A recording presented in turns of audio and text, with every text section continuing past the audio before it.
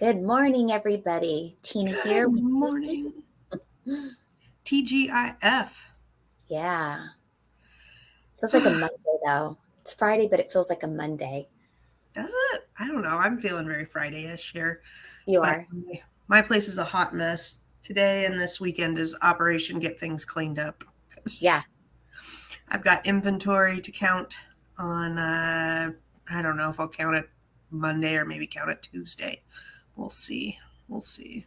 I think for me, it feels like a Monday because I have so much going on today.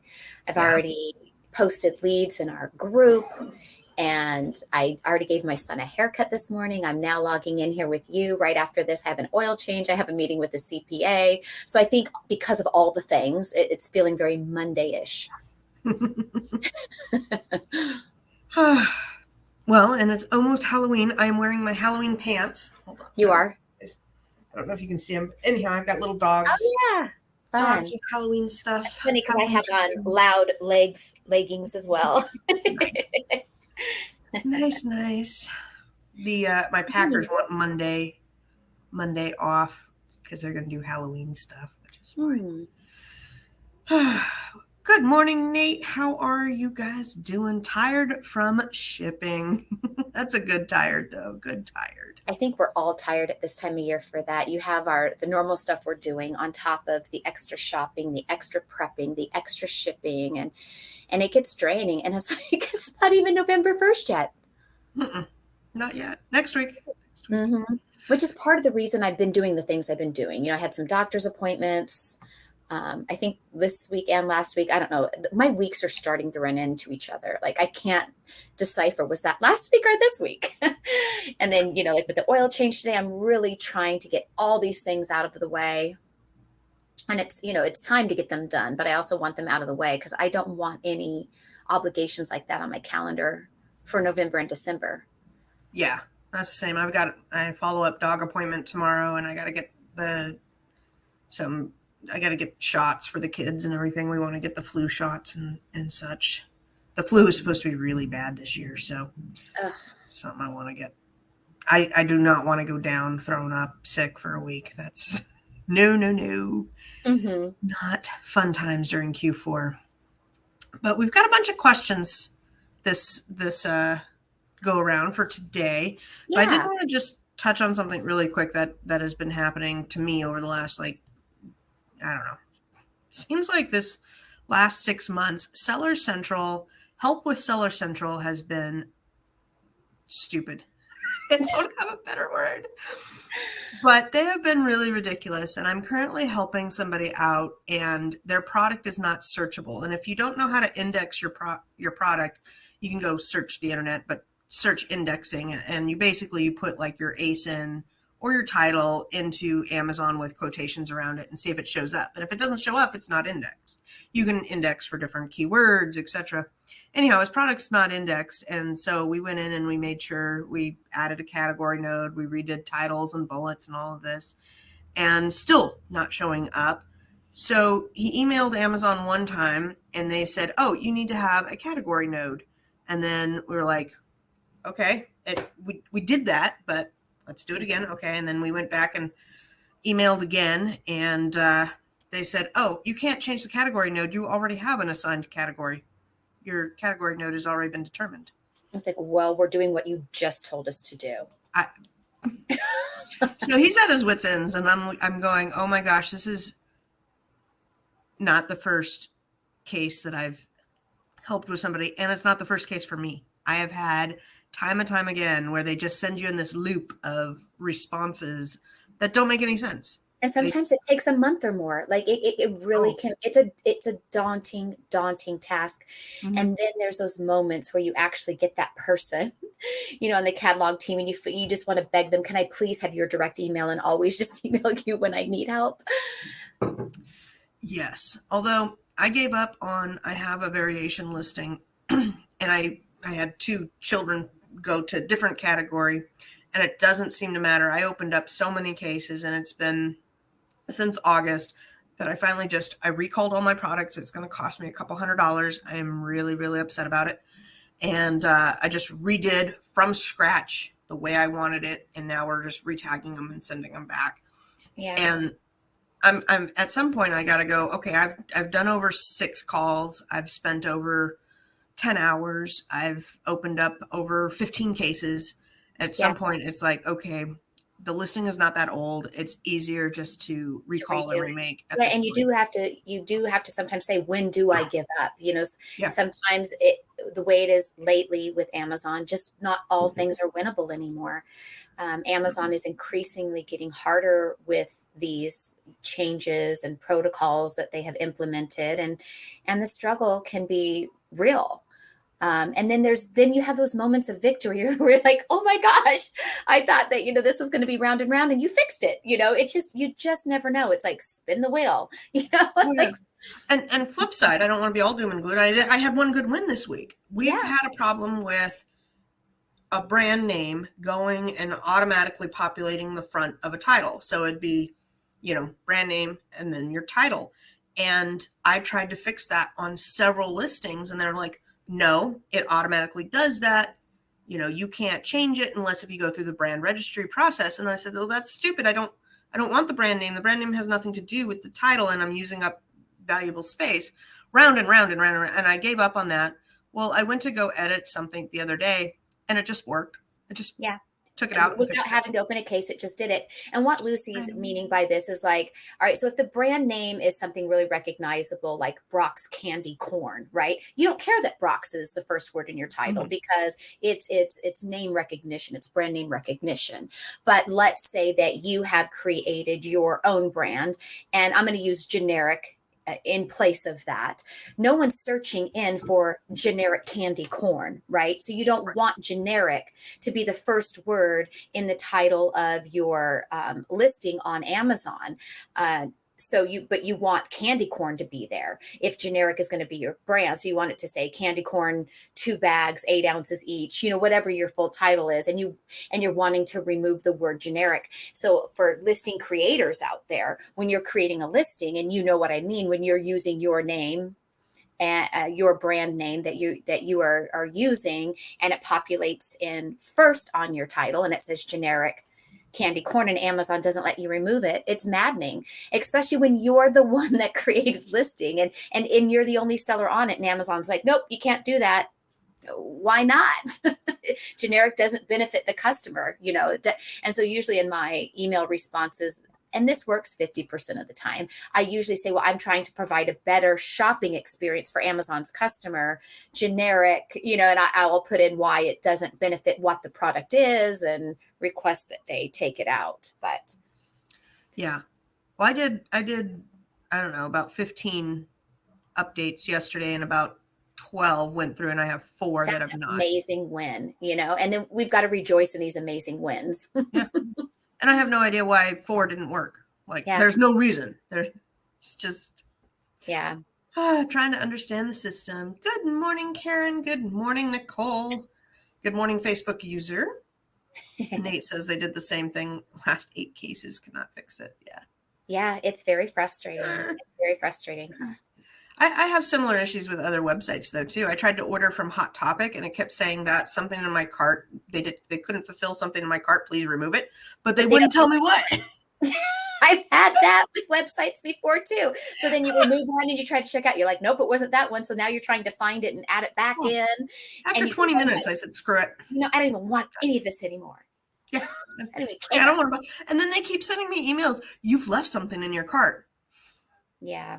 Well, Going to smack you. Anyhow, so we've got lots of questions here, and we just put them kind of together in our notes over on the side here. So I was just going to start with the top down, unless you had anything else to add for this morning. I didn't. I think everything in there was exactly what's been going on this week. Perfect. Okay. So question for those that use Be Cool. I have just started a trial, and I'm not clear on what I'm supposed to add in the shipping column. Is it required when adding a min-max price? Is that inbound shipping? You had the best answer for that. Well, because I wanted to know if the person who's using Be Cool, if they are using this for a fulfilled by merchant item, because you can reprice your merchant fulfilled items as well as your FBA fulfilled items. So if it is your merchant fulfilled item, you do want to put it in there what the shipping cost will be so you can calculate a real profit for yourself. And sometimes you're guesstimating, right? So if it's first class, pop $5 in there. Now, on the other hand, most of us are using Be Cool for FBA, and you don't need to put anything into that shipping box because that's already part of your fees with Amazon because Amazon is shipping it. You do not have to fill in that box. You do not have to fill in all the boxes. So usually what I do is I put, there's the boxes at the bottom, and one is like the dollar profit that you want to make. Because for me, and I didn't put this in my answer, in my SKU, which I can also see in Be Cool, no, I'm not sure if I can see my SKU, but I do see what I paid for the item. I already know what I paid for it. So if I paid $5, I might put $5 in what I want to profit. So that's 100% ROI. There's 2 blue arrows that are shaped in a circle. When you click those blue arrows, it updates all the boxes so it will populate the numbers in there for you. And then from there you can adjust. You might say, whoa, well at 100%, now my selling price I'm asking is way above the current buy box. And you can adjust from there. You can bring it down to 40%, 30% until you hit it to where it looks good to you and call it a day and save it, move on. Right. Yeah. So, and I do the bulk, the bulk editing. And so I'll select things. Let's say I go get bras at Burlington. Well, I really just kind of want to get, we'll say 50% ROI. You can select everything, hit bulk edit, min max, and what do they call it? Like the program that it's on, min max, something else. And, go through and you can select that you want 30% ROI, 50% ROI based on that first drop down. But some things it's like, well, I want to make at least $5 on this. And so I'll go into the little box and calculate, if I make $5, what does my minimum price need to be? Yeah. So it's a lot of little buttons, but you do not have to put anything in there. And if it goes, when it's in like transition to Amazon, that's when the box, you have that option to fill things in. And I just put a 0 if it's FBA. And then once it gets in and gets processed, it will, take away that box option. Yeah. So it's only like new ones. I wanted to bring up the brand N7 because we've had some IP problems with it. I always thought it was number 7. Whatever. Is it just number N? 7. No, I think it is number 7. It's like face cleaning stuff. Yeah, it's the beauty products that a lot of people always used to source, especially at Walgreens, because they would run big sales. But they are now giving out IP complaints and sending lawyer letters to people that are selling it, where they didn't used to do that. So somebody had asked, can they sell that? And I had recalled that somebody had said, no, they sent me a warning and they got served papers from lawyer in the mail. So we are definitely recommending people stay away from selling the number 7 beauty products. Yeah. And I have run into people who don't know this, but if you have it in your inactive, like you're sold out, whatever, and you have it in your inactive or even closed, you can still get an IP complaint if it's in your inventory. So go delete them. Yes, you can, because I've gotten IP complaints for things I hadn't sold in over a year because they were just still sitting in my account with 0 in stock and I hadn't sold any for a long time. And so definitely at least once a month, go through those old listings that you're maybe saving in your account because you're hoping you might get some more later, or, you just haven't found any in a while, and periodically go through there and delete some of those that you realize, I maybe will never get this again.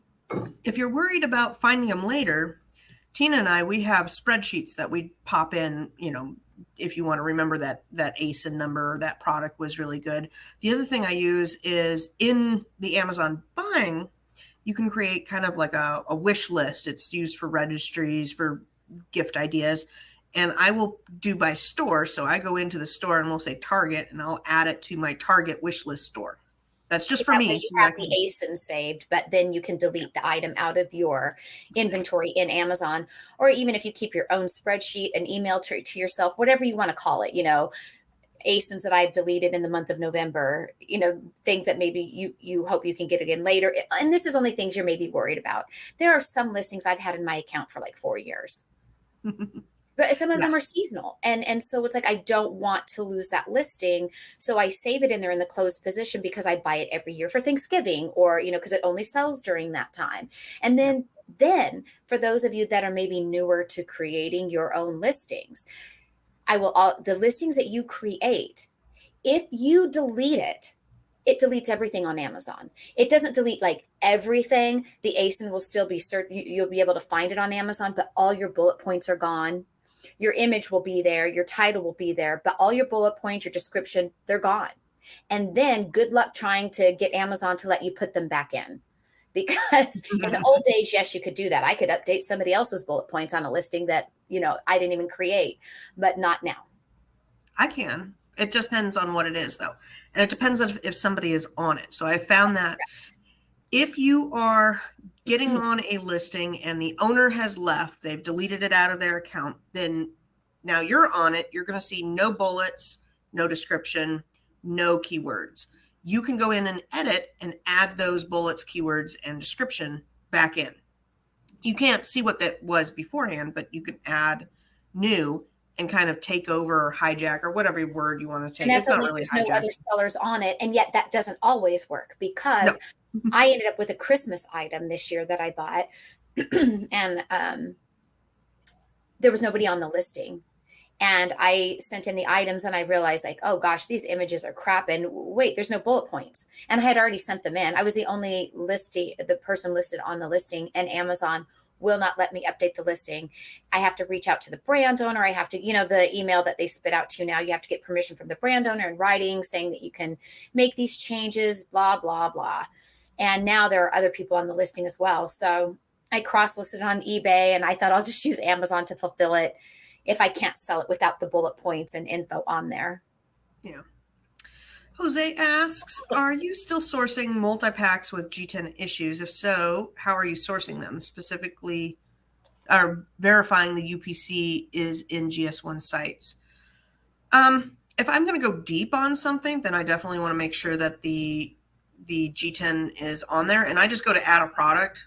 And when you add a product and you put in the ASIN, it will show up and it will say UPC colon and EAN colon. And if it's there, then it should be like I that's as far as I look. I'm not Right. going to go over and search each one on the GS1 And I website haven't been unless as nervous now about bundles that are already on there because I feel like Amazon seems to have already swept through and got rid of what they're getting rid of. Now, that doesn't mean that they're done, but I feel like if there's any existing bundles on there now, I'm feeling a little safer about what's there now that it seems like this sweep is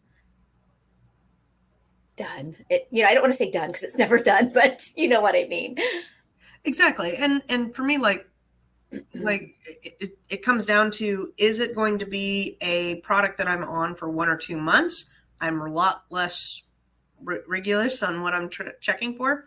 If it's something that I want to have for the lifetime, for like a year going forward, and I'm going to buy 500 units, I'm going to do a little bit more checking than if I'm at Target and I'm looking at buying 3. My Yeah. research is going to be a lot more. Yeah. Next question. I loved this one. Fun new inventory glitch. My entire buy list is coming back with this error. Most is already in my inventory and not pantry exclusive. Do we know if that one got cleared I up? don't know, but that was so weird. So this seller in their inventory lab, it was showing all of their items. Was it ineligible? But it was popping up that they can't sell them because these are Amazon Pantry, and they were not Amazon Pantry items. So was that an Amazon glitch feeding it to inventory lab, or is this an inventory lab glitch? I don't know. It's been really tough. Inventory Lab has really struggled with the Amazon's new box process, box content interface, and they're working on it. So it has been buggy the last, I don't know, 2 weeks. Somebody said that the bugs are now cleared up and they're not having any issues, but I don't know. We're still using the old workflow whenever possible instead of the new workflow, just because the new workflow is tedious and not really amazing. And then the other thing, like we had this week, I went out and on my buy list. So this is important. If you're on your buy list with Spotify 2, adding things, I did at the store, Marshalls with an apostrophe. And when that fed through, I got a rejection on all things from Marshalls because character not allowed in SKU, because my Mm, SKU is built off of my store name, price, and a yeah. random number. So Yeah. we had to delete all the Marshall items out, re-add them in, take out the apostrophe in the SKU, and send it through again yesterday. Yeah. Yesterday, I know I was going crazy with my. I kept messaging Lucy screenshot. What is this? Why? Just like, So little things like that are really can be under your skin. Birdie says she canceled the inventory lab. I don't have the patience. I don't have the patience to not use it. Like the struggle with inventory lab, if you're just going through Amazon, it is like tying a big ball of metal around your ankle and trying to run a marathon. I don't know how you guys do it without inventory lab, because when I switched from regular workflow to yeah. inventory lab, it's 100 times faster, 100 times saved in things. So either you're not using it correctly, or I don't know what you guys are doing, but it saves you so much time. Amazon cut my storage limits to over 60%. Ooh, plan of action. I don't think I got cut anything. Did you? What Did you get cut? I can't. I got to put on my granny glasses. Storage limits? Oh Amazon no, I storage didn't have limits. any storage limits cut either. Um, and I don't know, but I feel like is people's storage limits getting cut because the items that you have there, they're not selling out fast enough. Does it have to do with the rate of speed in which they are selling? Yeah, the only plan you really have is to change how you do your inventory and sell things faster so that you get into the higher rank thing, which I need to do a little bit of work on that myself. So you're not the only one in that boat. I haven't been cut yet, but my inventory turnover is not as good as I need it to be. Yeah, my inventory turnover is not as good either. It's in the yellow. And usually at this time of year, all of us have it in the green because this is the time of year people are shopping. Mine Um, are all in the red. oh, is it? So, Yeah. things are different, you guys. It is different this year for a lot of people. And for those that are up there in the green, that's great. Keep doing what you're doing. Yeah. I, I'm having trouble because I had probably 600 of those items that got stuck in this stupid battle with Amazon that I'm now recalling and then redoing. So as soon as that gets cleared up, it should bounce back up. Birdie says I learned how to go through Amazon and I find it easy. Yeah, when you're just starting off, if you only have a few products, it's not that difficult. But like we sent out 400 items the other day across probably 200 different SKUs, and I can't deal with Amazon's thing. Yeah. It's not good. Jose says, when's the bundle course coming out? We've been slammed, Jose. I've been so I'm busy. I'm gonna guess January is realistic. Is realistic. We One of the big hangups with the bundle courses, we had a lot done, and then they changed the brand register and the G10 stuff, and we want to make sure that everything is done. So we might have to refilm a lot of things just to incorporate all of those changes. Does anyone use Joe Lister for cross-listing from Amazon to eBay? Joe Lister stated an amount I would make after their fees, but Amazon then charged me a pick and pack fee. Suggestions. I don't use Joe Lister. I have used Vendu in the past. I I've have an used affiliate. Joe Lister and Yeah, what do you think? I didn't sell enough of the things. I've tried it off and on, over the past several years. I liked it. It's super easy to use. And Joe Lister, they have their calculators on there where you adjust your pricing so you know what you're going to make, and they factor in Amazon's pack and prep fee. If I recall, I don't feel like you get charged Amazon's normal Amazon fulfillment fee, but you do get charged the pack and prep fee because you're using Amazon as a warehouse to fulfill that order. Mhm. So you can still make money doing it that way. I guess it's just the type of products I sell on Amazon aren't the type of products that people are looking for on eBay. I just I'm never sold wondering enough if to justify it. I'm wondering if she didn't have the pick and pack fee selected in Joe Lister to calculate the fees. You know, like you have settings. I don't know. Which, speaking of settings, I know a lot of people want to get out of selling on Canada and Mexico. I did some research for somebody yesterday on that in one of our groups. And you have the easiest way from all the boards that I read was to go into vacation mode, turn Canada and Mexico on vacation, but then you have to go into each of those accounts and delete all of the inventory, or you're still going to you still Well, have what that happens, because that's the way I have mine set, is I have mine on vacation mode, but every time I'm sending in new stuff, it constantly repopulates in Canada, Mexico, the new things that weren't already there. Yeah, it's tough. I had about a week ago somebody asked me similarly, and I went in and somehow my Canada and Mexico had been turned on vacation. I'm like, I didn't do that. Yeah. I don't know why they keep messing with the settings, but really, if I'm the owner of the account, you should not be able to redo my settings for me. But always, after, what was it, last spring, when they were monkeying around with something, the new refurbishment and liquidations, they kept turning on for people so that your old inventory would go to liquidation or refurbishment instead of whatever your settings were. Yeah. And that kept getting hit.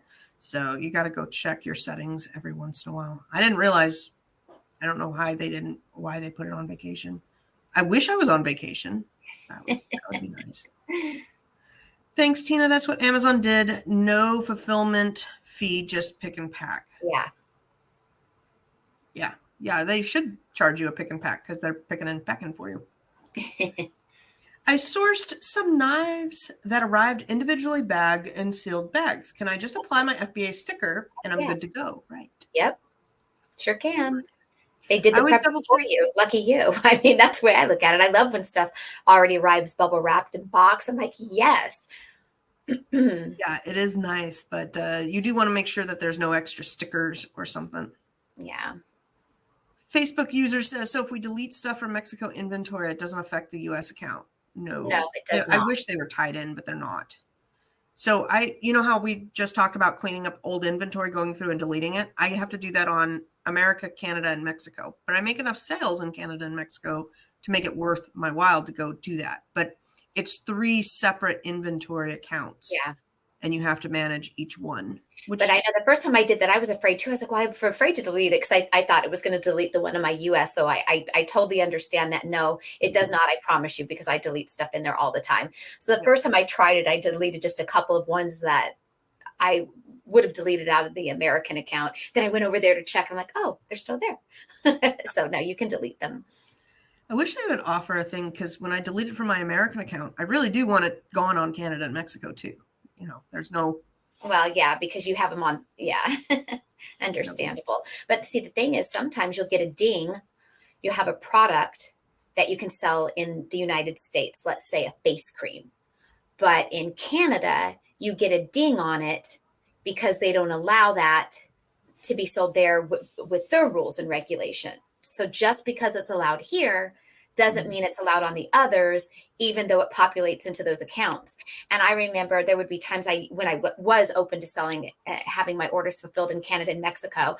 It's like I was thinking all my dings just came to my American account because it's all the same products. And one day I went in, I had dings in Canada, dings in Mexico that I didn't even know were there. IP things and for products that were fine on the US side, or they required policy compliant documents on one platform, but not the other. I find all of that just frustrating. It's just too much to manage. Let's see here. I make probably $300 to $500 between Canada and Mexico on my paychecks on a 2-week cycle, give or take.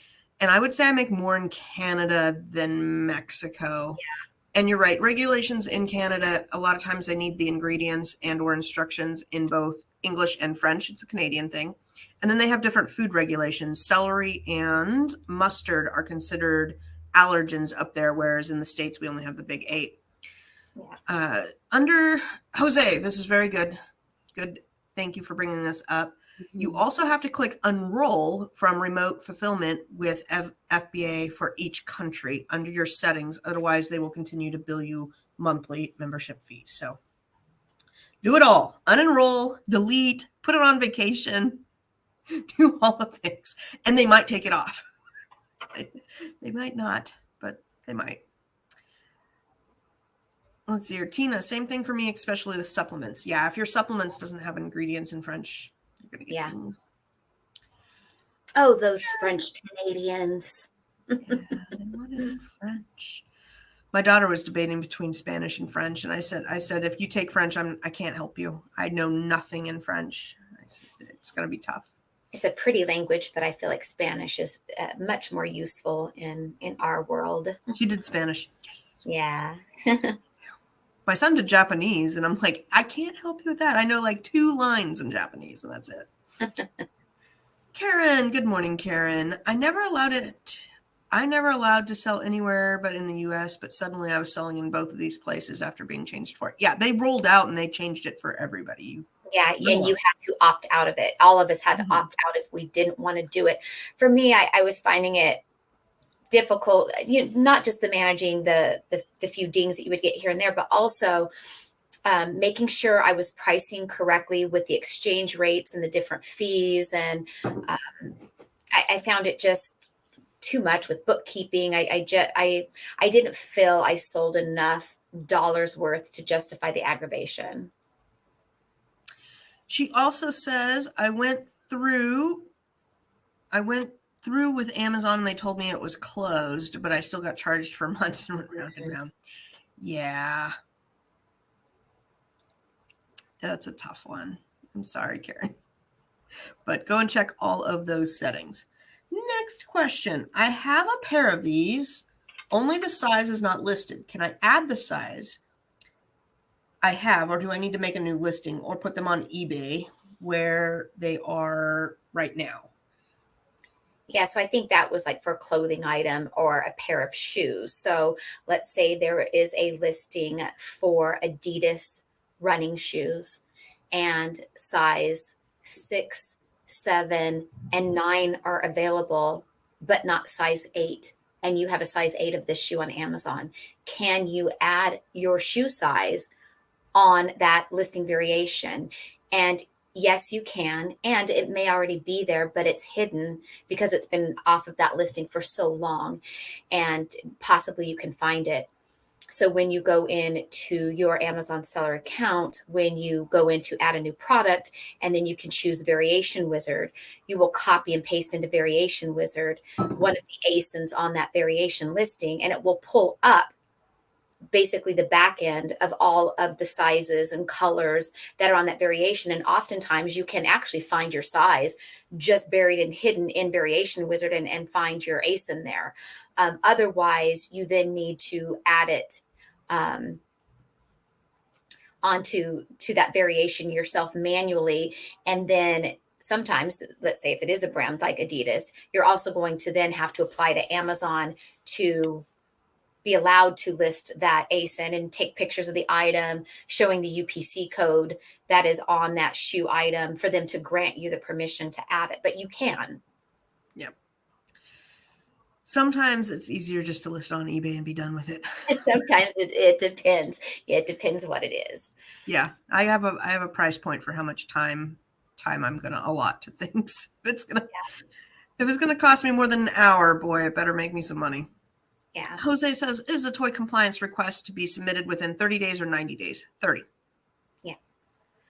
Facebook user, don't know your name. How do we see the different charges? I have sold things in Mexico due to auto enrollment, but don't know the difference of fees or what it's costing me. Go to that account. So in the top, it will say, like your store name, and then it will drop down and you can be in the US, the different markets. So go over to like, say, Canada, and then you can see what it's like the number of money that you're going to make. It's the money button. Click the money button and then click the one for Canada and then go to transaction view and you can see all the transactions. I want to click a money button. The money button. It just sounds so easy. Money. Yeah. The money button. Unfortunately, they show you this though in Canadian dollars. So bring up another website, type in US to Canada dollars, and you can do the conversion and get get a guesstimate. Or I usually ask the robots. I can't say their names, otherwise they'll start talking or whatnot. But I'll say, "Hey, what is the price of $5 in Canadian?" And she'll go bah, bah, bah, bah, bah, and tell me. You can't So, say Alexa because Alexa is there. Hey, Alexa.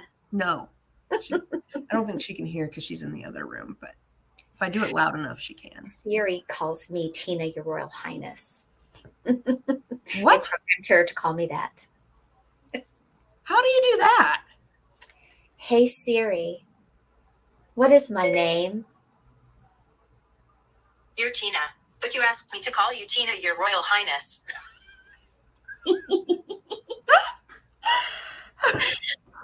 Oh my God.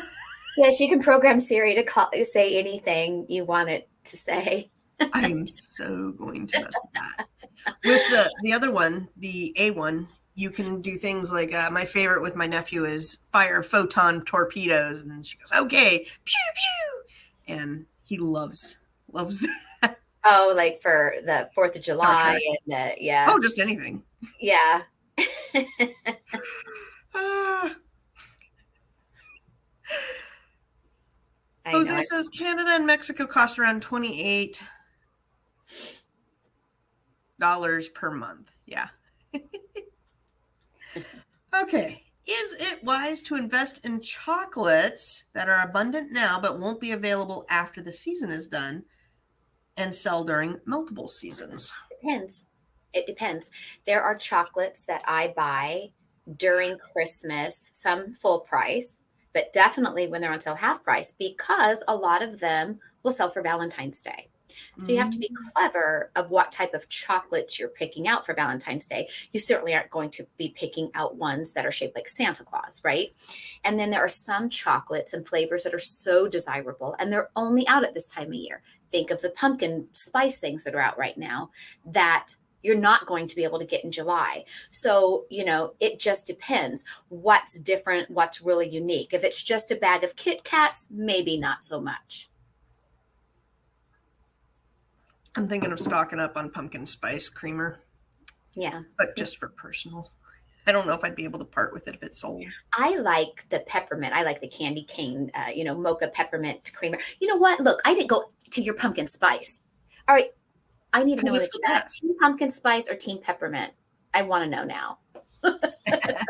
Pumpkin spice will always win. I like pumpkin spice too, but I like the peppermint.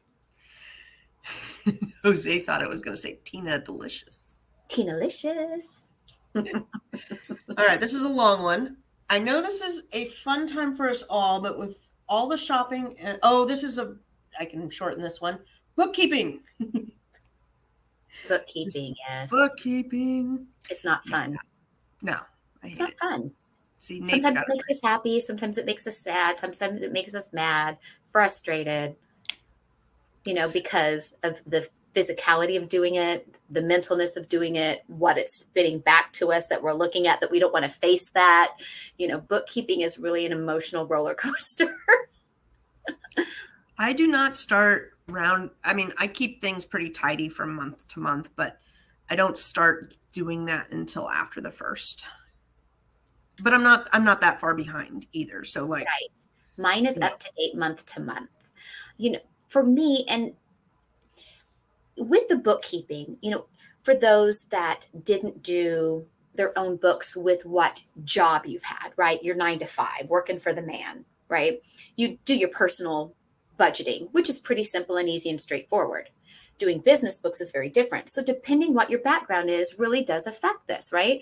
So I did hair for all of my career. So since I was 18 years old, I was always manually tracking my numbers because I was always considered self-employed and I had to report what I made, my tips. And so I've always just had that habit of keeping books. Not the same kind of bookkeeping as Amazon, but nonetheless the habit of keeping my books, right? But if you've always had just like a regular paycheck W-2 at the end of the year and you just have your straightforward personal finances, taking on doing business books is a daunting task. And for someone like me who's always done my books for being self-employed all of my working, career, Amazon Books is a daunting task. I had to hire a bookkeeper. It is too much. It is too intricate and complicated, and it makes my brain spin. Now, there are parts of the bookkeeping that I understand and that I can do on my own and that I stay on top of. I certainly stay on top of my receipts monthly. I certainly am looking at my profit and loss. I'm looking at a lot of the things, and I'm entering in a lot of the things, and I'm keeping on top of a lot of the things. But the actual bookkeeping, pulling out Amazon's fees and what I've spent on products and category, can't get the word out of my mouth. Thank you. Where they need to be, it's just too daunting of a task for me. My brain capacity just can't. I wasn't an accounting major. Math is not my favorite subject, right? So it's just not something I like to do. And so I have a bookkeeper to do that. But you still have your part in it. You still have to give your bookkeeper the information. If you're going to use a bookkeeper, you still have to give them your receipt. You have to let them know, especially for those of you that maybe end up commingling some personal items on that receipt. Maybe you're at the store and you didn't want to do 2 checkouts, so you threw a bag of lettuce in there and a loaf of bread, and that wasn't your Amazon expenditures, or vice versa. You still have to do some of the work even if you're going to have a bookkeeper, and you have to keep them up to date with your things. Yeah. Now, if you're just like, oh my gosh, I haven't done anything.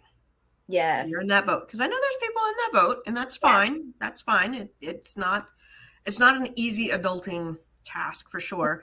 I would go ahead and make a list, kind of everything you need to round up. And then once a week, when you do your paperwork or you do a certain task, go ahead and round up that. And that's what I kind of do in January is I'm like, okay, I need to put all my donations together. I need to look over all of my gas mileage. I need to, I have these tasks. And if I tried to sit down and do them all in one day, I'd go crazy. So I break it out and I'm like, okay, on Mondays and Fridays, I'm going to do one of these tasks. And maybe not the whole task, but I'm going to do 30 minutes of that task and I'm going to round up and do. So start formulating that plan so that you don't leave everything to the last minute and wind up staying up for hours and really stressing over it. Every Friday after our live, I sit down and I do my paperwork, and that's personal and my business stuff. And depending on what kind of week it is or where at in the month we're at, my paperwork takes me an hour to 2 hours every single Friday to stay on top of it all. And that's for personal and business. And I'm doing Thursday mornings these days because that just works for me. And I was doing that. Yeah. It's definitely changed. Thursdays is kind of the new spot where it works for me. And I did 2 to 3 hours yesterday, but I had a lot to go through and update and formulate. And I recalculated what I need my minimums to be here because I'm still struggling with the new warehouse bills. And I need to make more money because right now I am almost break even, but I am still not quite profitable in my new place. And we had kind of given 6 months, and my 6 months is about up, and I really need to get back to that profitable level. But we've had a lot of expenses here, and I've had a lot of hurdles. It's been a learning experience. So anyhow, got to get that up to date. Jose says, use self-employed option of QuickBooks is super easy, and you can use tags. I use QuickBooks, but it's for business. I don't know. It's the more expensive one. But yeah, if you're just starting out, QuickBooks is pretty good. I can't think of another good software to recommend because GoDaddy's done. Yeah, GoDaddy's done. And I used to use GoDaddy back when I was only doing eBay, and it was so great for that. Yeah. Definitely. And then I had, when I first started doing the bookkeeping, I was doing the QuickBooks, and then I was like, okay, I can only do so much in there as I started to grow and realizing, when bookkeeper or my CPA would ask me stuff, I was that person that gave him the blank stare. I don't know. Like, here's my receipts. Yeah.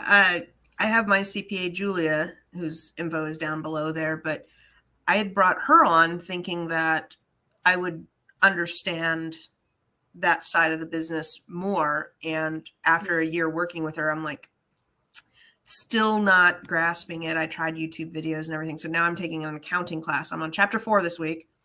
And chapter 4 is fun because it's all about collusion and frauding companies. And why Lucy decided to take this bookkeeping course during Q4 is really amazing to me, that she's been keeping it all together and doing this bookkeeping course too. I love learning, and that's my end time. And now, like yesterday when I sat for 2 hours, I'm looking at things and I'm like, oh, okay, this is why she does it this way, and this is what this means. And this is because I run accrual based accounting, which I had no idea when I started this, that there was a big difference between cash based and accrual based.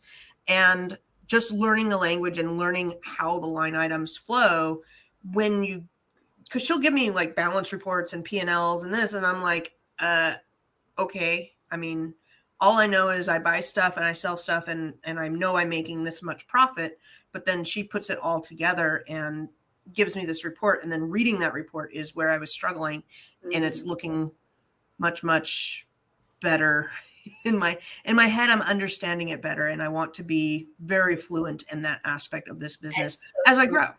Yeah, that's so smart. Yeah. Well, and you got to understand, I started out, I think my first year on Amazon, I made 20 or 30,000 in sales. And this year I'm going to be somewhere between 5 to 700,000 in sales. So, you know, I'm to keep up with.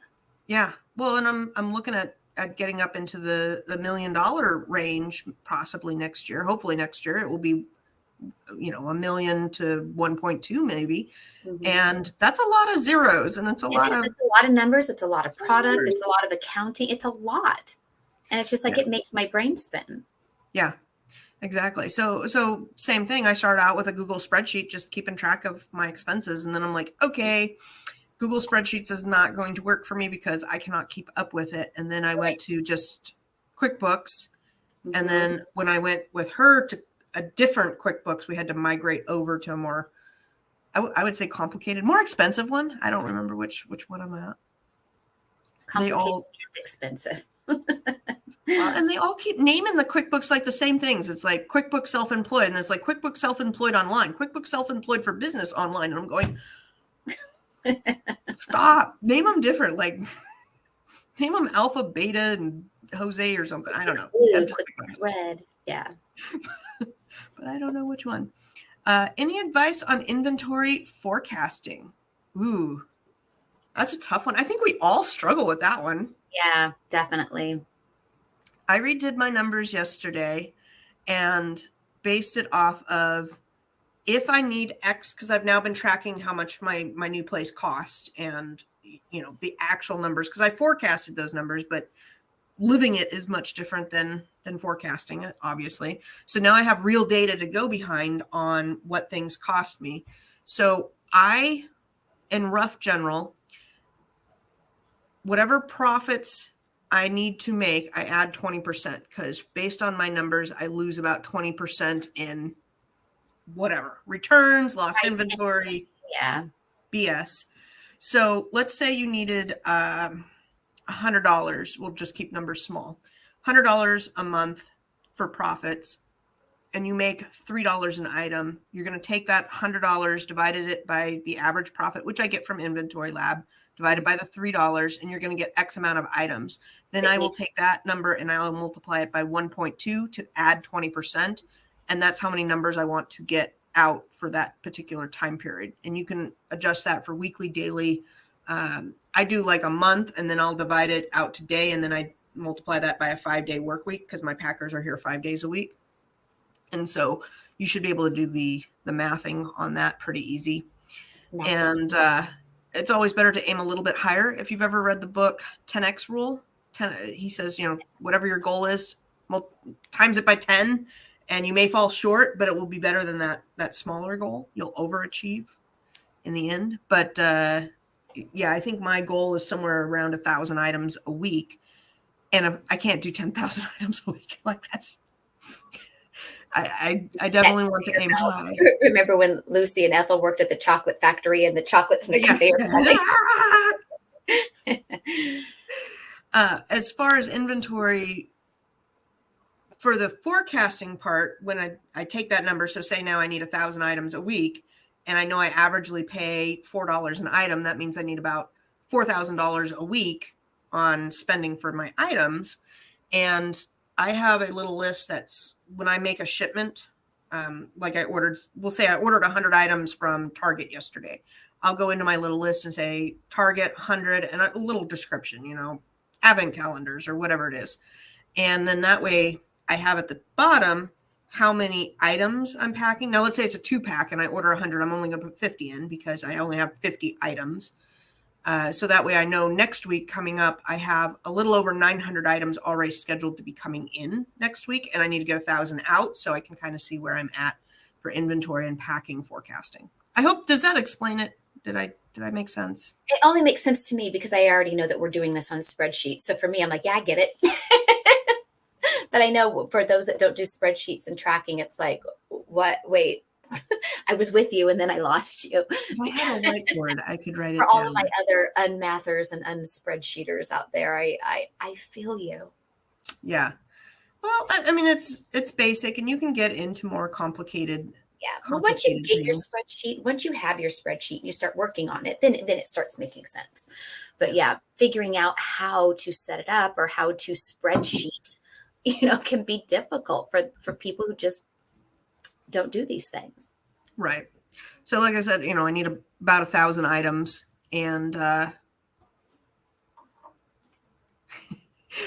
need about 1,000 items moving out, and I just brought on another packer. My other packer, I track how much she packs on a weekly basis, and her average is between 600 and 700 items per week. So I need my new packer to bring in that extra 300 items per week, and to calculate that, I tacked on her pay as well. So I need this much profit plus what I'm paying her, and then calculated that in. So anyhow, we could do like a whole video on that. I see, Kate. Did I laugh with you? AM says, yes, thanks. I like the 20% more. I sat down and crunched it one year. I'm like, okay, I know I lose money. If I send in, let's say Inventory Lab says you sent in $10,000 worth of inventory. What do you actually make? Like sales wise, what does that equate to in sales? And so I calculated it. Price at all, that it means 10,000 and, yeah, but we all know we move our price. Like, repricing. Some things sell right away and others you have to lower your price. Put advertising on, whatever. Kate says, helpful and mean today, buttons being moved around. Oh my God, if they move one more button on me. Today I have one button on the top homepage, today's sales, unless if I log out and log back in, jump down, turn around. Pick a bale of cotton. Yes. Oh my gosh. They moved the fixed stranded inventory. It used to be like under your inventory, and now it's under fixed. Oh my God. Yeah. Yeah, it's maddening. So I took a note out of Lucy's playbook, and what I've been doing when I've been finding the tabs or the things that I can't find, like how to, your G10 application page, I've now just been bookmarking them on my computer. So when I want to just go to that page on Amazon, I now have a bookmark for it because I'm tired of trying to find things. You've got to. I have to have my bookmarks because I don't know. You type in like GTIN exemption in the help, and they're like, oh, here's 6 forum boards of people arguing over G10 exemption that have nothing to do with what I want. Like, just show me the page. Show me the page that I need. AM says how to set goals, monthly units or monthly cost of goods. I do units because that's what we track, and that's kind of the easiest thing for me to order. Say I'm ordering something and I know I ordered 50 and it's going to equate to 50 ASINs. It's just easier math for me than cost of goods. And it's easier for my packers. Lucy, yeah. Well, and it's because Lucy and I have figured out the formula that our average profit per item is always consistent and has been consistent all year long.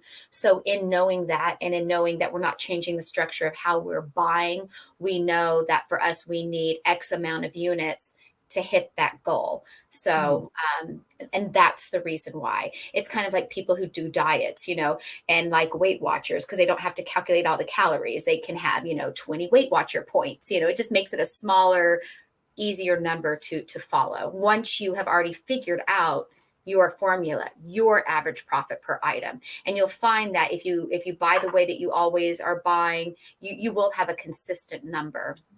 Yeah. And that's one of the things that I am working on in my end, and I talked to him about that too, is if I'm paying 350 or if I'm getting about 350 an item, I can go and source more profitable items. Either the ROI is better or the amount of profit per item is better, and then we can pack less. So Jose is asking about scaling. There's a bunch of different ways to do it, and I used a combination of everything you listed there: buying more inventory, using leverage, buying more wholesale. There becomes a time where there's only so much you can go out and shop. Like, you either need to not buy shoppers, go buy some slaves. I wish. Go buy some. Oh my gosh, Tina, help me out here. Go hire people. Don't buy people, hire people. And to shop for you, or you have to do the more wholesale route and buy more product and have it delivered. So I like to do more wholesale, and I was kind of at that crossroads, and COVID hit, and so I'm like, well, I'm not sending people out to shop for me during COVID. That's just not going to do it. I feel like like if we could do robots, that would be super cool. They have started using robots and things, and that's kind of where my head was. If I could get a robot to go and scan bras at the different discount stores and buy them for No, me. you meant buy teenagers. That's what you meant. Go buy teenagers. Go buy Teenagers are easily purchased. There's a lot of parents that want to sell their teenagers. So go buy some teen labor. Thoughts and experiences with commingled inventory. I don't like commingled inventory because I don't know that the item I sent, or that, the item I sent in, I know is authentic and in pristine condition. I don't know the item that you sent in is. And I don't want my item possibly commingled with yours, because if the customer complains that it's fake, the box was dented, it was stained, it stunk, I'm in trouble for it. So yeah, I'm not a fan of commingled. I will never do it. Exactly. I don't think I would ever do it either. I don't think there's any way I would ever do commingled. I know some people are looking for, as you scale, like let's say from my level to even a higher level, they're looking at having it go straight from the manufacturer to Amazon and, buying 3 pallets of the same item and shipping that in. And they're doing more of the commingled thing. Unless if you're the only seller on the item and it's your listing, and I don't know if that is an option. Yeah. And from the manufacturer, then yeah, it doesn't really matter. If you have a supplier that's willing to put the FNSKU label on your item, I have a supplier that does that for me. They could print it out themselves, but they're more of a mom and pop business. So I print mine off and I send it to them in the mail, and they label my units for me. Now, is it commingled now where you can send, and I knew what commingled always was before, but now people talk about how you can send your items into Amazon, your shipments, and Amazon will label your items. Am I right on that? So it's not commingled, but you can pay Amazon the service to label. It's 20 cents an item. And it's the item that I sent in. Yeah. So you send it in and they will put the label on it. So I think that can be worth it for a lot of people to do that. Yeah. And if you are buying direct, I'll just say Alibaba. I'm not a big Alibaba fan, but if you're buying direct from Alibaba and they're like, no, we're not going to label it, you could still have it shipped to Amazon and pay 20 cents for them to label it. Hey, that's worth it. Yeah, versus sending it to you and then you labeling and then you sending it. What a good time saver that is, right? I mean, if you, and then especially if you can have your supplier shipped to Amazon and have Amazon label it, I mean, you've cut out all that middleman work for yourself. The boxes arriving at your home, you having to unpack them, open them, physically, put the sticker on it, repack them, relabel it, put your shipping label on your box, drop it off or have it picked up. I mean, to me, that's worth 20 cents an item. Yeah. Yeah. Yellow Brick Road, I saw you. I peeked at Bearded Pickers live the other day and saw your tag in there. Mm-hmm. I didn't stay in for long because I was doing something else, but there's a big YouTuber who does that. Interesting. There's a risk with anything, and sometimes that risk is worth it. If you're sending in, 100,000 items every month, you're running the risk of somebody getting somebody else's product and complaining about it. But Yeah. at that point, that complaint you might be able to take that complaint like it's nothing. That's You're right. that big of a seller. That's right. Me, my account health is, it's not bad, it's good, but if I had 5 of those dings, I don't know, I would probably be a lot more worried about it. Yeah. So, to each his own. Jose says, any updates about Amazon to Amazon ungating? I have seen people post that they're getting shut down for that, but I have not personally known any of those people, and Me everybody either. that I know that has used it has It's not still been shut down. successful. Yeah. And I've used it and I have not been shut down. So I don't know. But I know a lot of people are just kind of waiting to see where the dust settles with that one. Yeah. Yeah, that's a hard one to tell because you get one little whiff of oh, I might be shut down, and it's like, okay, everybody panics. Yeah. And Mhm. I don't know if we're panicking over legit reasons or not legit reasons. That's right. Yes, A to A working fine, just used this week. But Yellow Brick Road said I wouldn't take a chance right now. See? And that's okay too. Yeah, that's a tough one. Everybody takes their own calculated risks. I mean, you're aware, what's going on, and you take that calculated risk. I'm not here to tell you one way or the other. You've got to do what makes you comfortable. And, having a healthy amount of fear with Amazon is good. Yeah. Yeah. I think the whole argument is kind of silly because if they're denying it, well, the people who have posted that they are having troubles, usually there's something else going on. Just like a lot of times when people I see get suspended and you dive into it, you find out that they've been drop shipping from like Walmart. And it's like, okay, you didn't show that up front. It was, definitely a little bit down further on the threads. But, each of us needs to take our own risk and see what to do. Chuck says, I've done 8 recently, no problems. It's all crazy because they allow you to do tax exempt for resale. See, and that's where I'm going. Like, okay, if they're allowing you to do tax exempt for resale, maybe they just don't want to see you resell it on there. But I don't know. And then I still often wonder if people are using their Amazon Business Prime accounts. Like a lot of times it's this little underlying thing because they didn't know that they couldn't do that, or, it was an accident and they didn't mean to do that. Yep. Yellow Brick Road says, I look at what is it worth to lose my account. If there isn't a chance to lose my account, but just get denied the approval, then that's okay. See, and that's where I'm at. If it wasn't okay, they would just deny it, but they're accepting them.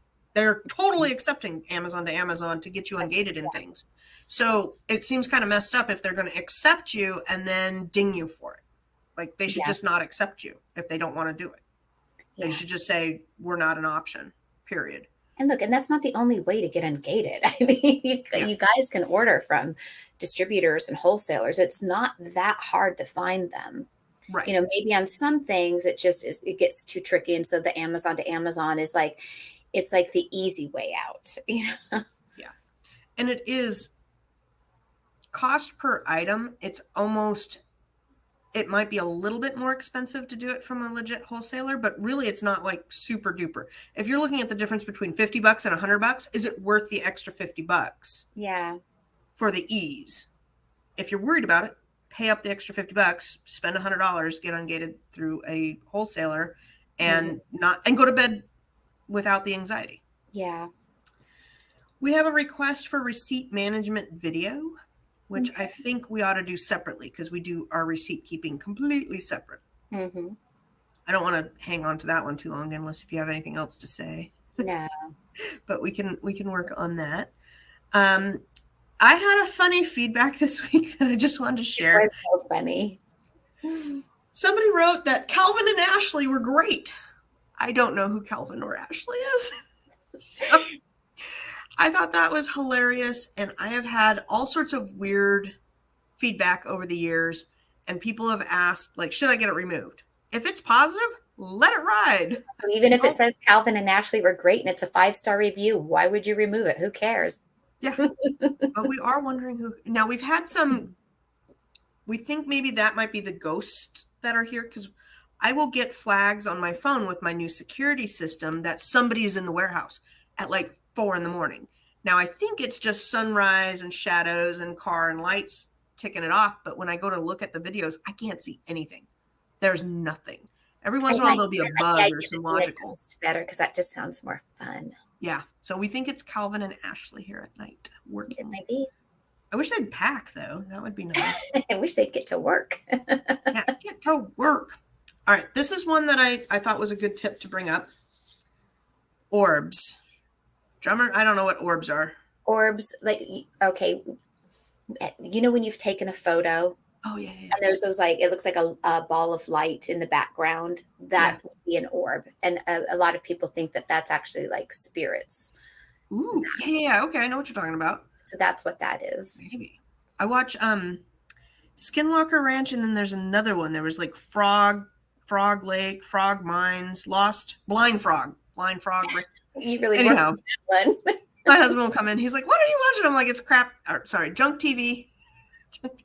I'm like, "But I like it. It's fun." But on Skinwalker Ranch, man, they have caught a lot of weird things on camera, and you're like, "What is that?" I mean, my husband and I watched probably half of that series. At first, it was really entertaining, and then we were like, "Yeah, we lost interest." But yeah, yeah, they could definitely cut it down, just like anything on History or Discovery. You could probably edit it 30% out, and it'd still be the same content. I still watch my Oak Island. I don't know if they're doing it this year, but I love the Oak Island people. I tell the kids every once in a while we're going to take a vacation there, and they're like, "No, that's the worst show ever." And then I'm super shallow watching Real Housewives of Beverly Hills. Yeah, that's just okay. So this was a big tip that I thought was good to know and just keep in the back of your mind. And it was posted on Amazon Seller Performance Suspensions Rights Owners Legal Issues, ASGTG. So love that Facebook group. It is a mouthful. Big tip: if you want to speak with an American that's not reading from a script, don't we all? Call after 5 p.m. Eastern Standard Time, which is 2 o'clock my time. So that's when the phone lines change and they go over. I would like to try that and see if that's real, because I feel like I've called in the afternoon and that's not. It's not 100% all the time, but it is more true. If I called, like I have calls to make today, and I'm going to be waiting till 2 o'clock, and then I'll make. Oh, good, and let us know.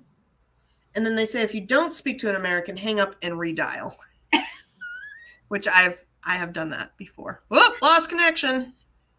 Sorry. Because I swear I call and they're like,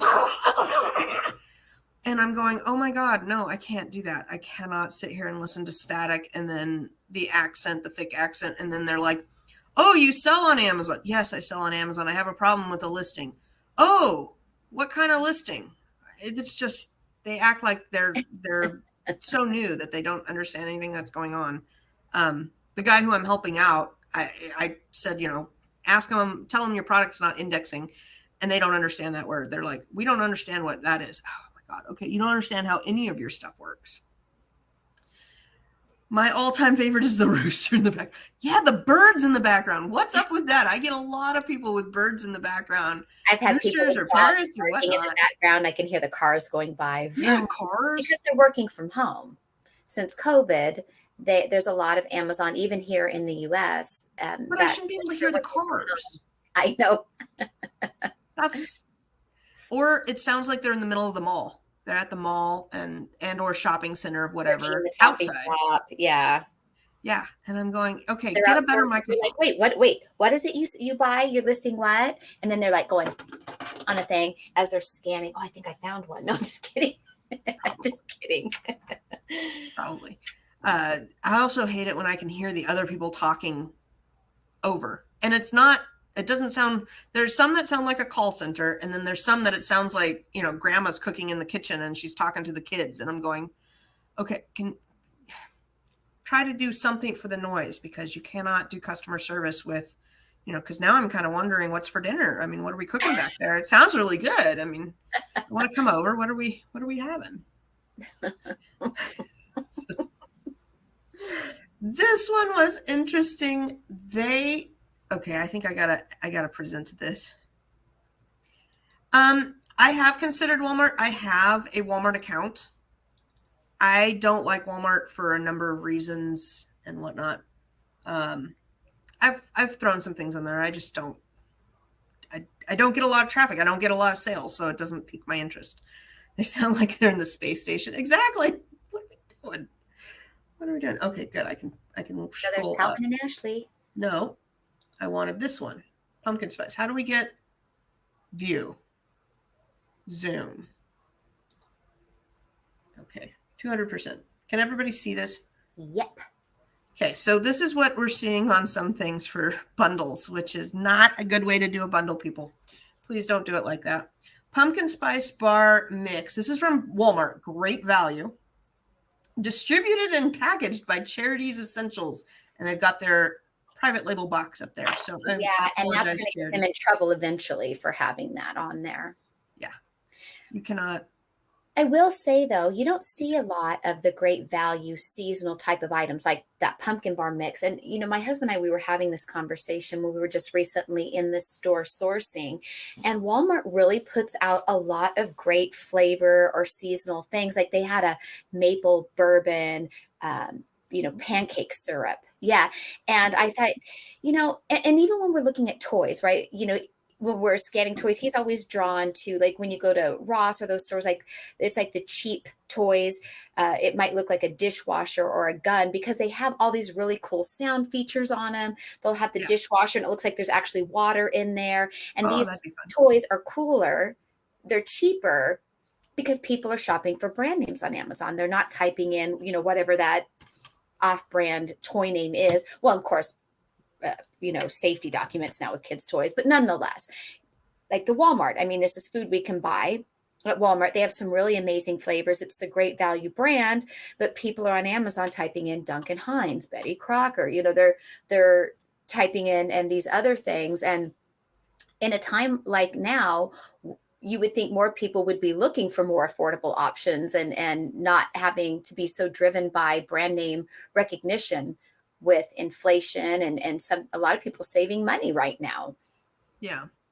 A lot of problems with those toys though. The cost of storage, because they are so big, is just the fees you're gonna have to price it so high that it's. No, and I get that. It was just the point versus, non-brand name versus brand name, when sometimes a lot of the non-brand name, or in this case, great value Walmart brand name things, they have some cooler things, more affordable. And, Walmart has really stepped up their game with their great value brand with some of the seasonal things they come out with, and that look I've never tried them, but I mean, a lot of them look and sound really good. I would try bourbon maple pancake syrup for sure. I sell on Walmart as well. It's not as dynamic, even with marketing and repricing. It's easy to cross list over there if you're doing things, but overall I only have so much time in the day, and I did not feel that the sales and traffic was worth my time at this point. It might be later. Yellow Brick Road says, I saw an item yesterday that was a brand name, but they listed it as their own brand. A friend was asking about it. I told her to make her own listing, not go under that. Is that correct? I would say 95% yes. Mm-hmm. Sometimes people will make it under their own brand name and then not really care if you list under it or not. Yeah, it's because they couldn't get approval and they just wanted to make that listing, and it doesn't really matter. Right. But I would not poke that bear. It's kind of like saying, if you go and poke that bear, is it going to bite you? Maybe. It might. I would not poke it. I would step away. This one was interesting. Let's see here if I've got to decrease my zoom. View, zoom. I didn't know about this until someone posted it. I've never known about that. Me neither. I have never seen this in my days. When you schedule a pickup, when the driver gets there, do you use a pickup record book, or do you keep track somehow, or not at all? I'd never seen this. I was like, what? It seems like it was kind of maybe before the digital era of everything being digitized. Go put that next to your phone book and your beeper and your payphone. I don't know. I don't know if it's just that old or if it's something I just never knew about. But you've never seen it either? Mm-mm. Yeah. Yellowbrook Road says it goes back to what is your account worth? Yeah, exactly. Getting Vori's letter on wholesale purchases from one brand's distributor. I'm selling through this product and they're also demanding invoices to retaliate, interfere with my distributor. Wow. Ooh, that's a Wow. tough one. I had a call one time. And they called and they're like, I am the brand protection person for blah, blah, blah brand. And I'm like, okay. They're like, well, you can't be selling our brand. And I said, well, I get it through an authorized distributor. So you should go talk to those distributors because I am purchasing it legally and I have invoices to prove that. They said, well, who's your rep? I said, I'm not comfortable giving you any other information over the phone. I am approved and allowed to sell this on Amazon. And again, you need to go to Amazon to talk to them about that because I'm not going to sit here and give you any information. I cannot verify you on the phone that you are legit. And they're like, what do you mean I'm not legit? I said, I have people all the time telling me that I can't do this or I can't do that. And it's just other sellers telling me to get off the product, not a legit brand owner. Well, I am legit. I said, okay, but you're not doing it in the legit manner. And they said, well, you're not allowed to sell it on Amazon. I said, okay, then you need to go do that through Amazon. And she never called me again. But so the same thing goes for the Vori's letter. The Vori's letter, they're going to send you that, and you've got to decide how much bite is worth. What's their bark? What's their bite? Yeah, I got 3 Vori's letters from a brand. I let it go to 3, but it took that long for me to sell out of the items that I had. But I do not go back to them and say, here's my invoices. Like, you don't need to know that. You can go to the distributor. You figure it out. It's your product. You know who you're selling to. I'm not going to give up my distributor. I'm not going to rat somebody out just because you want me to. I'll sell out. I'll move on and find other products. If it's going to be this big of a fight, I'm not interested in getting into a pissing match here between you and your distributors and what's going on. So I'll sell out and walk away from that. But I'm not giving you up. I'm not giving you any information. I don't have to. Take me to court and I can give you information. But we're not at court. It's kind of like if a friend asks to borrow $10, do you have to give them $10? No, you can say no. You don't. You're not obligated. It goes back to that entitlement we were talking about last week. Yeah. You're not entitled to my books. You're not entitled to my receipts just because you're the brand and the brand person. But Amazon is if they want it. Yeah. Yeah.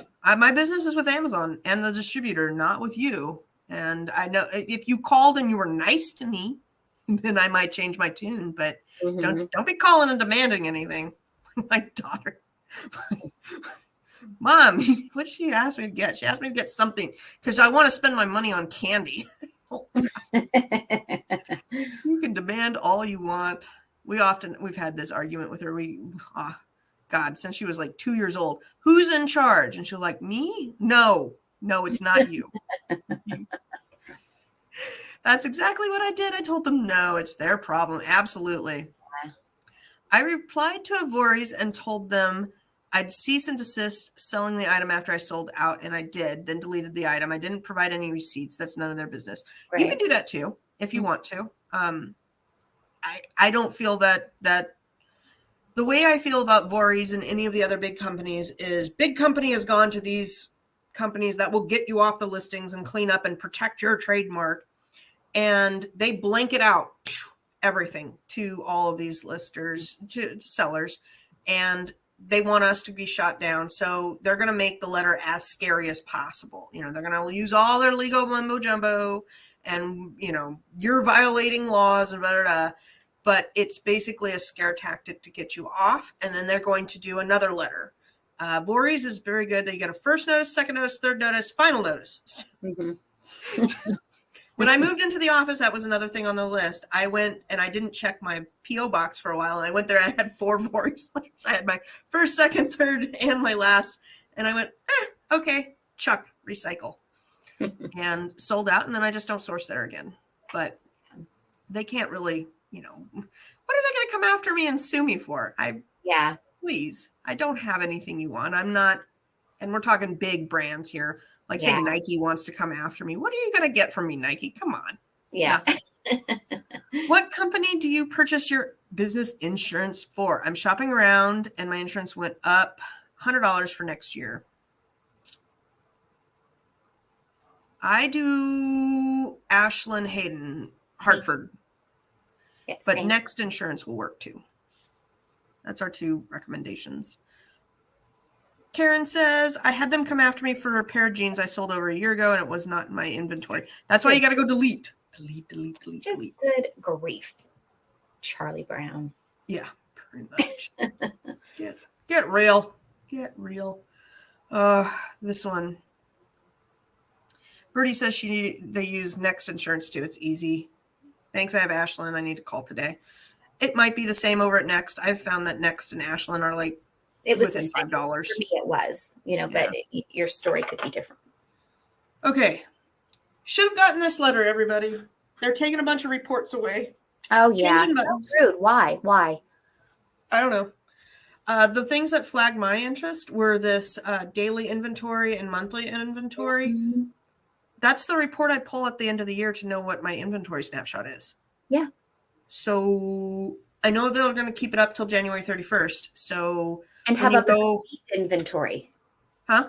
And how about that received inventory report at the bottom? With all these missing boxes and packages, and you can't have a refund for them. Of course, they don't want us. That's how they're going to solve the Indy 4 problem. We're just not going to tell you what we don't receive. Yeah. So that you can't find the non-receivables. Yeah. Oh my God. That one meme where it's like that guy going, you can't nail me for something because I'm that, you got to beat the system. That meme. Oh my God, I got to bring that up. But I don't know the new reports. I haven't figured out all of them.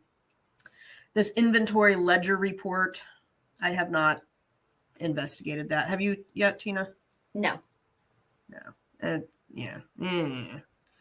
I don't like new reports and new buttons, but hopefully it'll be better. What gets me is most of the improvements that they've done did absolutely nothing to improve anything. No. When you literally did nothing to improve. Why'd we do it? Yeah. Why'd we do it? Did it make the back end run better? No. Did it make anything easier? No. Did it fix any problems? No. It kept employees with jobs, I guess. It kept them working. Why did we do it? Thank you, Jill. Just shooting with you guys. I can't curse. This is really tough.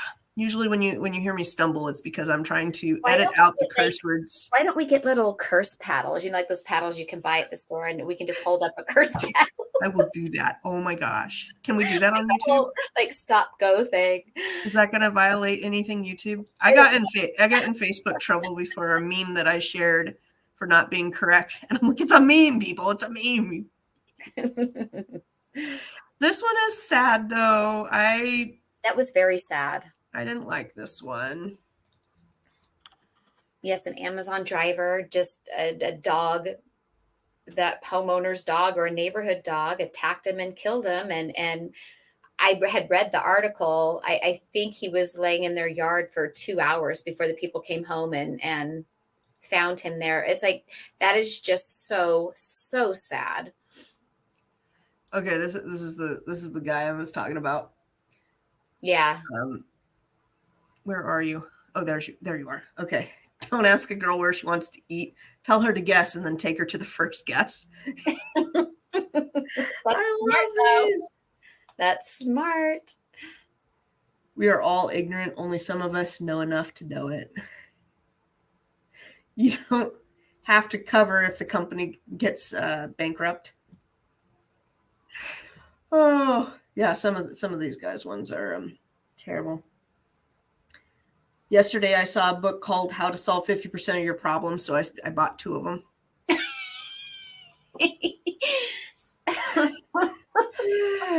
Where's that money button? I just want to push a button, money button, and money comes out. Kind of like the ATM, but where it's not really mine. It just gives me money. The last question that I had here, And it will be the last No question for the peanut, day. peanut debacle. Peanuts. Peanuts.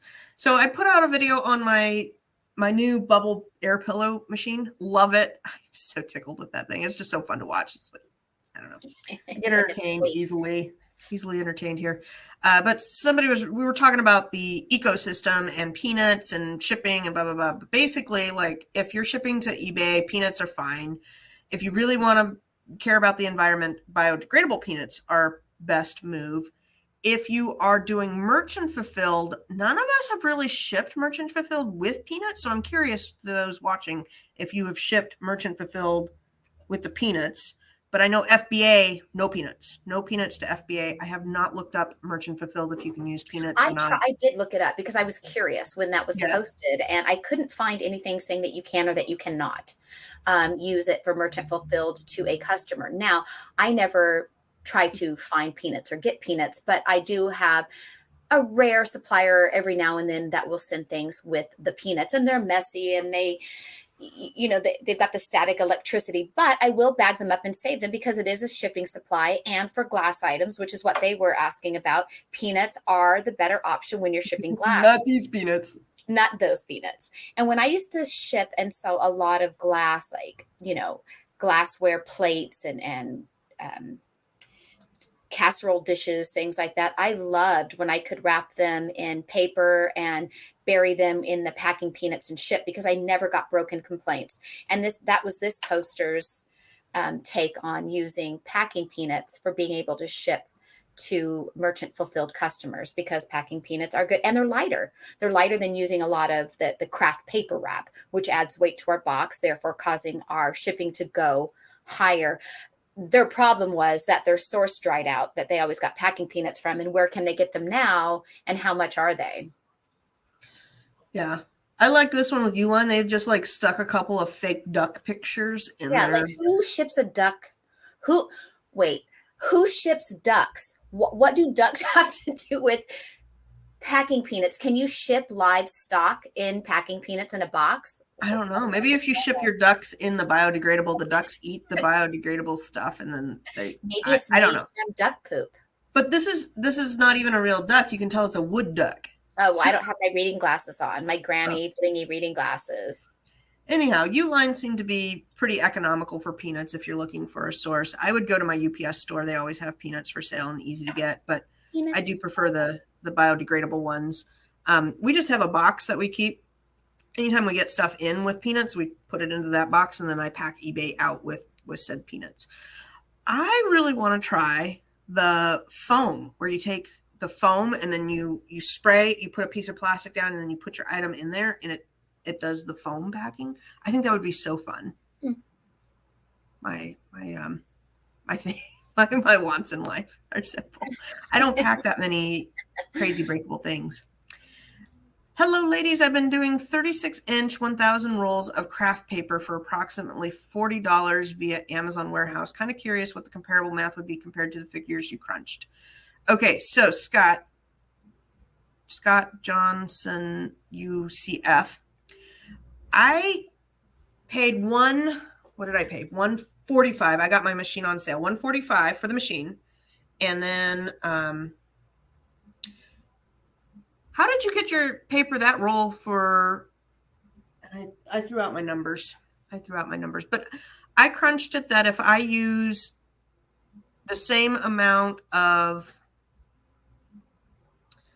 it was, oh my God, 144. Oh my God, I have to go find my Post-it. I can't remember all the numbers, but it worked out to my machine will pay for itself in about 2 to 3 months. That's the end answer. The end answer was the big rolls of craft paper that I was getting were the $73 ones, and it was 2 foot, and it's got to be more than 1,000 because it was twice as much was what you were talking about there. More than 1,000 feet. I can't remember how many feet it was. And then the bubbles I'm getting, it's $30 for 3,000 bubbles. Anyhow, I broke it down to square inches, and it was easier, and it's going to be more economical, and it will pay for itself after a particular amount of time. So, whether that's 2 months from now or 4 months from now, I'm going, well, It's going to be within 6 months for sure. Well, it So depends, how much maybe you need filler versus how much somebody else needs filler. How cost effective it is, right? How often were you buying the paper versus how often somebody else maybe buys the paper filler? mhm. Mhm. One $73 roll of craft paper would last me probably 6 weeks, 6 to 8 weeks. I was buying it not quite monthly, but definitely every other month we were buying a roll of craft paper. And it was $73 a roll, and it's very heavy, and it was obviously is adding weight to your shipment. I don't know if those extra couple of pounds, because it's really not like that much weight, and the price difference with Amazon shipping is not huge, but I saw it as one roll of 73. If I could change that to one roll of bubbles, that's $30. I can buy really 6,000 air pillows for one roll of paper. And I think the 6,000 air pillows is going to last me a lot longer than the one roll of paper. He follows up with, I saw your video and heard you do the packing sizes. Warehouse cost was less, but the warehouse cost was less and provided you more than 4 inches. Yeah, definitely. Okay, scrolling up, Jose says, I got a 2-star store review from a customer who purchased 2 items. He only stated too expensive. The auto removal said there was no violation. Can you dispute it? Yep. Yeah, What because you're that's gonna the say, BS right there. go ahead. I'm just saying, yes, you definitely can dispute it. In the response, you're going to put that this violates per Amazon's policy about Cost. pricing Hmm. and quote them back to themselves Yes, that's because right. You go into Amazon's policy on feedback and then copy and paste Amazon's words back to Amazon. yeah. And they may not do it, but it's definitely worth a try. It definitely. Do you think I can ship HDPE plastic bottles filled with liquid in bubble mailers with those peanuts? I've never put peanuts in a mailer before. Um, yeah, I just wouldn't ship any whatever you need. liquids. Well, I whatever wouldn't you ship think is going to be sturdy enough for it not to possibly bust open and leak. Go for it. and HDPE, I'm assuming high it's not high definition, high density polyethylene plastic. I would not put any liquids in a mailer, period. My post drop kicks everything, so I would put it in a box. Love the foam. How do you deal with suppressed listings? And that will be our last question from Eastern Rose. You go in and you edit your suppressed listing and then fix whatever they want you to fix. You can also go to that new dashboard where all the issues are and correct it that way too. If Hmm. both of those don't work, you can go into the help section, type in the help fix product details. Little thing comes up, copy paste the ASIN in there, select which one you want to update, and then try that way. And if it gives you you can't do it because of this, then you have to keep going down, because sometimes it will say you can't fix it because you're not the brand owner. Yeah. And sometimes they want you to do a flat file if it's at all fixable. And if it's not I think fixable by more often you, than not, it has to do with the missing description. It seems like that's usually the number one reason items come up suppressed. yes, and that's because when owners delete their listing, it deletes the description and then it goes into What suppressed I was talking about for earlier. anybody on it. Which I'm debating because I have some people that jumped on things that I want to kill, and I'm trying to manage that because Heather, I see your question. I know that was the last question, but I'll answer that one real quick for you. yes.